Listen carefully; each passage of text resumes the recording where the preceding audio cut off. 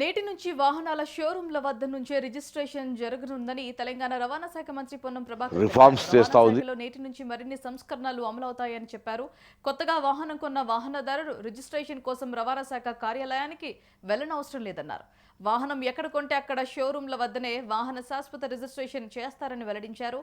వాహన శాఖలో అన్ని రకాల సేవలు ఆన్లైన్లోనే చేసే విధంగా కార్యక్రమాలు కొనసాగుతున్నాయని చెప్పారు మంత్రి పొన్నం ప్రభాకర్.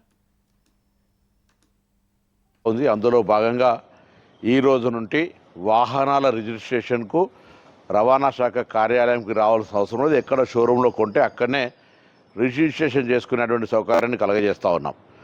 అంతేకాకుండా మాన్యువల్ ఇంటర్వెన్షన్ లేకుండా అన్ని రకాల సేవలను ఆన్లైన్లో చేసేటువంటి కార్యక్రమం కొనసాగుతోంది.